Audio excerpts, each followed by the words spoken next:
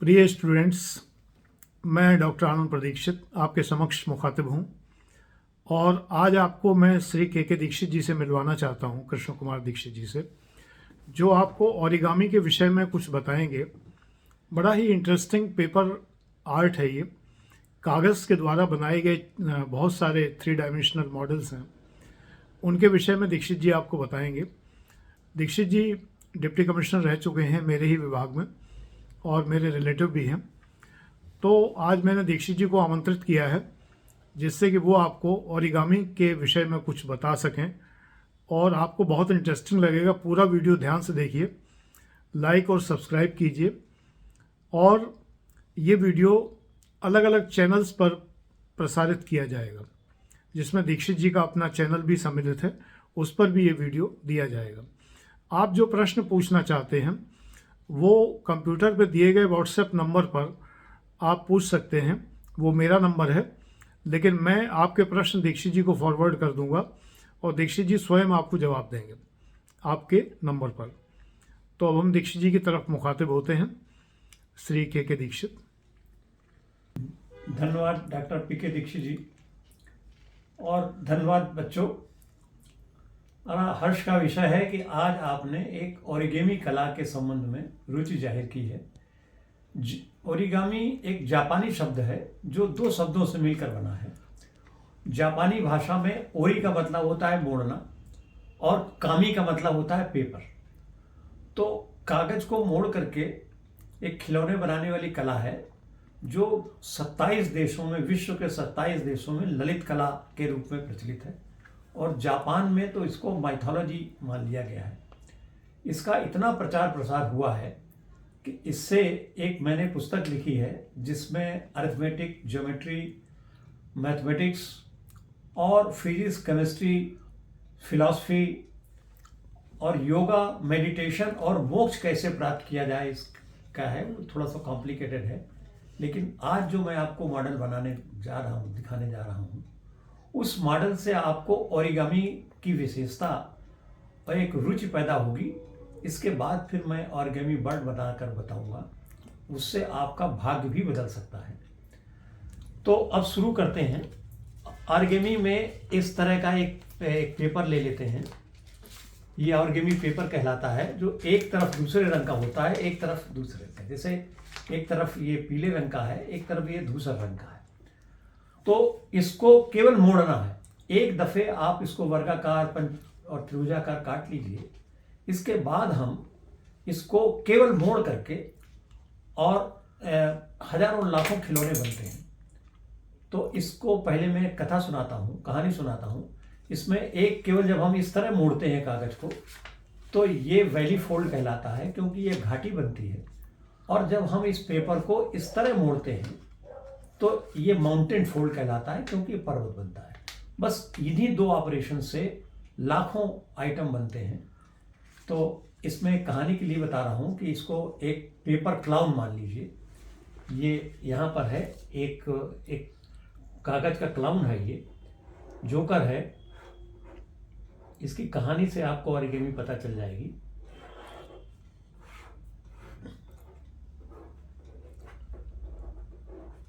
ये paper clown है, बड़ा गरीब था ये। इसके पास रहने का घर नहीं था, जाड़े का मौसम आ रहा था। तो इसने ईश्वर से प्रार्थना करना चाहता था कि मेरे लिए एक घर बना दो, लेकिन ये गलती से ये कह गया कि हे ईश्वर, मुझे घर बना दो। अंतर सोचिए, उसको कहना चाहिए था कि मेरे लिए घर बना दो, लेकिन इस पेपर क्लाउन ने, जो दुबला था और उसके पास घर नहीं था, इसने कहा कि मुझको घर बना दो। तो ईश्वर ने ओरिगामी का प्रयोग करते हुए इसको कैसे घर बनाया, देखिए। ईश्वर ने सबसे पहले क्या कि इसको एक वैली फोल्ड किया। इस तरह एक फोल्ड किया। क्या था पेपर? ये पेपर ये था, इसको इस तरह मोड़ दिया। इसके बाद इसके बीच में एक मोड़ डाला।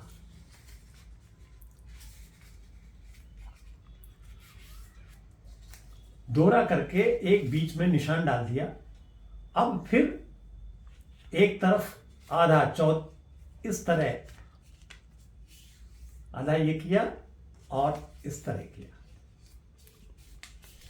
फिर देखें, पेपर को आधा इस तरह मोड़ लिया, फिर बीच में एक निशान डाला और इसको इस तरह किया, इसको इस तरह किया, तो ये एक बुक टाइप रचना बन जाएगी। अब थोड़ा सा टफ है, इसको 90 डिग्री पर किया और इसके बीच में उंगली डाल के इसको दबा दिया। इसको ओरिगामी की भाषा में स्क्वीज कहते हैं। ये आ गया और इसको भी 90 डिग्री पे उठा करके इस तरह दबा दिया।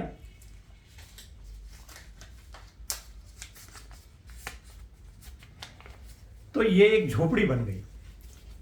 आप देखिए बीच में दरवाजे हैं, झोपड़ी होगी, झोपड़ी है, और वो क्लाउन भी आपको दिखाई दे रहा है। वो पूरा क्लाउन झोपड़ी बन गया। अब उस क्लाउन ने जब इच्छा पूर्ति हो जाती है तो आदमी की इच्छाएं और बढ़ती जाती हैं। क्लाउन कुछ लालची हो गया, उसने ईश्वर से कहा, हे ईश्वर, तुमने मेरे लिए झोपड़ी तो बना दी, लेकिन ये बड़ी दुबली पतली है और इसमें रहने में मुझे कष्ट होता है। तो ईश्वर से प्रार्थना की कि मुझको हाउस बना दीजिए, मेरे लिए घर बना दीजिए। तो ईश्वर ने क्या किया कि इसकी परत को इस प्रकार मोड़ा और इसकी परत को इस प्रकार मोड़ा। अब ये घर बन गया, 3 डायमेंशनल हाउस हो गया। पहले 2 डायमेंशनल था, अब ये 3 डायमेंशनल हो गया। वो इधर से जा सकता है और इधर से निकल सकता है। जब घर बन गया तब उसने कहा कि हे ईश्वर, मेरे पास घर में कोई फर्नीचर नहीं है, बिना फर्नीचर के घर रेल का डिब्बा लगता है, तो मेरे लिए, कम से कम मेरे और मेहमान के लिए आप एक सोफा बना दें। तो ईश्वर ने क्या किया, झोपड़ी बनाई और इस झोपड़ी के इस परत को ऊपर कर दिया इस तरह, और इनके दोनों कॉर्नर को अंदर की तरफ कर दिया। ईश्वर ने क्या किया, इस झोपड़ी के इस परत को ऊपर किया, ये किनारे वाली परत को अंदर किया और ये एक फोल्डिंग सोफा बन गया। जब आप यूं करेंगे तो ये एक सोफा बन जाएगा, 2 लोगों को बैठने। घर भी हो गया, सोफा सोफा हो गया। अब देखिए लालच और बढ़ता जाता है। तो उस क्लाउन ने कहा कि सोफा तो हो गया, लेकिन मेरे पास कोई म्यूजिकल इंस्ट्रूमेंट नहीं है। क्लाउन यानी विदूषक, जोकर क्लाउन जो है। तो उस विदूषक ने कहा कि अब मेरे घर में कोई म्यूजिकल इंस्ट्रूमेंट नहीं है।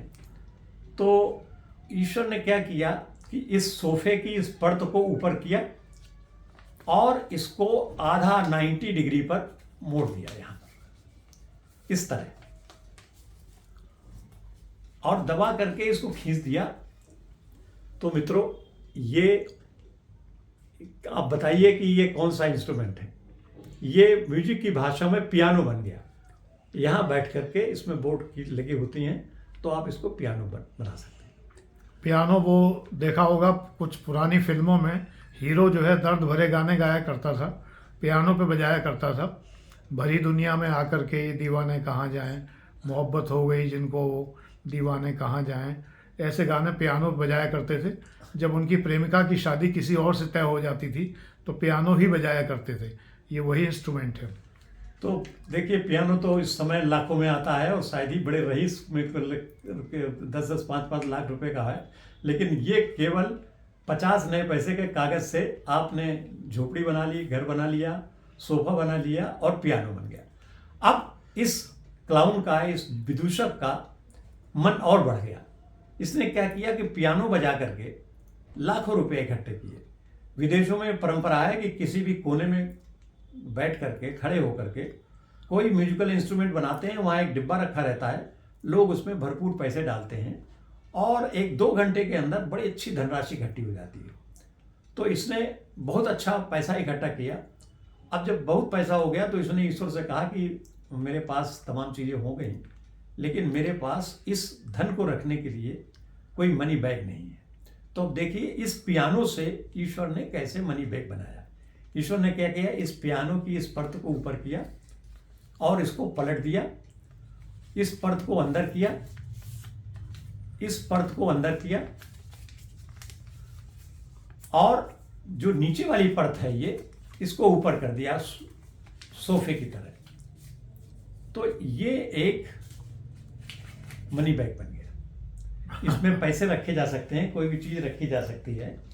और ये, लेकिन जब ये बना दिया तब उसने कहा कि इसमें हम कोई भी चीज रख सकते हैं। तो उसके मन में भ्रम शंका उत्पन्न हुई कि ये पर्स ऐसा है कि ये ऊपर से खुला है, गिर जाएगा।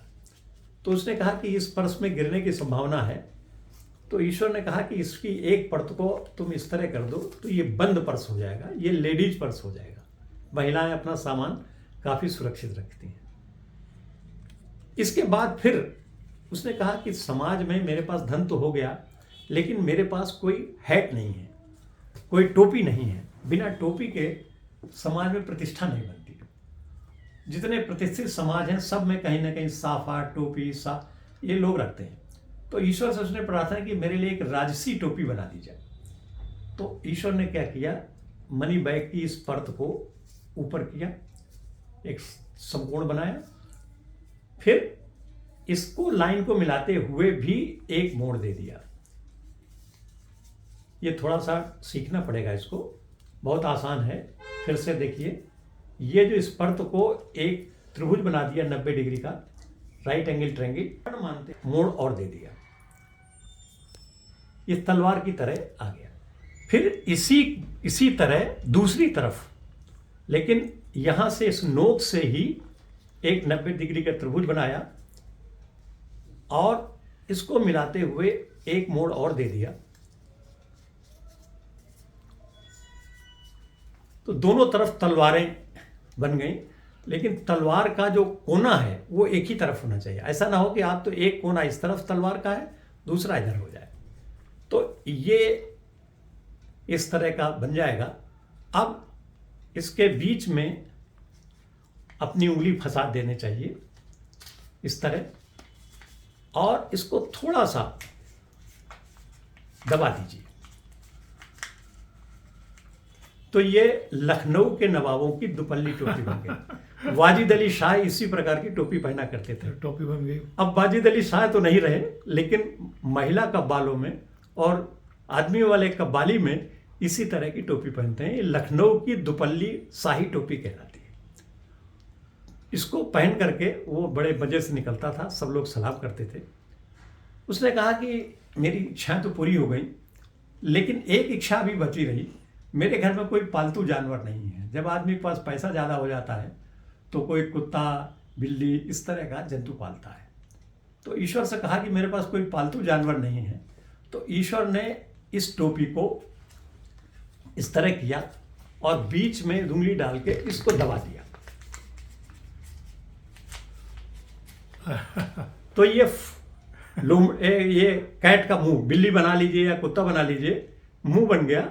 और ये कुत्ते का मुंह चलता भी है, ये कान है और ये मुंह है, ये काटता भी है, बहुत सुंदर, भूखता भी है। अब बहुत दिन तक उसके पास झोपड़ी हो गई, सोफा हो गया, घर हो गया, पियानो हो गया, मनी बैग हो गया, टोपी हो गई और पालतू जानवर भी हो गया। इसके बाद उसका मन उचट गया। उसने कहा कि इससे तो मैं पहले ठीक था, मुझको इतनी चीज़ें नहीं चाहिए। ईश्वर से उसने प्रार्थना की कि मैं जैसा था वैसा मुझको बना दो, अब मैं शांति से रहना चाहता हूँ। तो ईश्वर ने इस डाक के मुंह को सीधा किया, टोपी बनाई। टोपी के बाद फिर इस तरह किया तो ये पियानो बन गया। पियानो को डिसमेंटल करने के बाद ये सोफ़ा बना। सोफ़ा को डिसमेंटल करने के बाद घर बना। घर को डिसमेंटल करने के बाद ये क्लाउन जैसा था वैसा हो गया। इतने परिवर्तन के बाद वो जहां से चला था वहीं पर आ गया, वहीं पहुंच गया। पुनर्मुष्को भाव। हाँ, पुनर्मुष्को भाव, बहुत बढ़िया लगा। अब इसमें आप बताइए कि पहले वाले क्लाउन में, पहले वाले विदूषक में और इस विदूषक में क्या अंतर है। तो मैं आपके सुविधा के लिए बता दूं कि पहले वाला क्लाउन जवान था, अब ये बुढ़ा हो गया है, इसके चेहरे पर झुर्रियां आ गई, इसका बुढ़ापा आ गया। दूसरा, आंतरिक रूप से पहले ये लालची था, बहुत चीज़ें चाहता था। अब इसके मन में लालच खत्म होकर संतोष शांति का भाव आ गया है। ये परिवर्तन हुआ। तो मनुष्य को भी इन बाहरी चीज़ों से एकत्र न करके ईश्वर पर विश्वास रखना चाहिए और शांत जीवन जीना चाहिए। बहुत बढ़िया। धन्यवाद। ये ओरिगामी का कमाल है। बहुत बढ़िया, बहुत बढ़िया। कहीं तो ये जो वीडियो अभी आपने देखा, इसमें ओरिगामी का एक चैप्टर समझ लीजिए, वो दीक्षित जी ने प्रस्तुत किया आपके सामने। आप लोगों में से कुछ लोग ऐसे होते हैं, नकचढ़े किस्म के जिन्हें कहते हैं, कि जो आखिर में या बीच में ही कहते हैं इसमें आईएएस का क्या है, ये तो आईएएस की क्लास है, इसमें आईएएस का क्या है। तो मैं बता दूं कि ये वीडियो अनेक चैनलों पर अपलोड होगा। शिखर आईएएस एकेडमी गाजियाबाद पर भी अपलोड हो रहा है, यानी आनंद प्रदीक्षित टीवी पर, आनंद होम टीवी पर भी यानी आनंद डिवाइन पर भी अपलोड हो रहा है, और दीक्षित जी के अपने चैनल पर भी अपलोड हो रहा है। दूसरी बात मैं आपको ये बताऊं कि मैंने पीसीएस की ट्रेनिंग की है नैनीताल में, और उस ट्रेनिंग में जैसे दीक्षित जी अभी आपको सब बता रहे थे, इसी प्रकार के बहुत से फैकल्टी मेंबर बुलाए जाते हैं, गेस्ट लेक्चर्स बुलाए जाते हैं। जैसे डॉक्टर जगदीश गुप्त, उन्होंने स्केच बनाए थे, चित्र बनाए थे, इलाहाबाद विश्वविद्यालय के प्रोफेसर थे और प्रसिद्ध चित्रकार और रंगकर्मी और साहित्यकार थे। और वर्ल्ड हेल्थ ऑर्गेनाइजेशन से बहुत लोग बुलाए गए थे, जिन्होंने तमाम ऐसी चीज़ें पढ़ाई थीं जो सिलेबस में नहीं थी। ये मस्तिष्क को विकसित करने के लिए होती हैं। इसलिए कुछ लोग जो टेढ़ा मुंह करके जो ये कहते हैं कि इसमें आईएएस का क्या है, मैं उनसे निवेदन करूंगा कि आईएएस बनने के लिए चतुर्मुखी व्यक्तित्व की आवश्यकता पड़ती है, और इसके लिए हर फील्ड में आपकी जानकारी होनी चाहिए। कल को आपसे ये भी पूछा जा सकता है आईएएस के प्रिलिमिनरी एग्जाम में कि माउंटेन फोल्ड क्या होता है और वैली फोल्ड क्या होता है। ये आपको इस वीडियो से कम पता चलता है।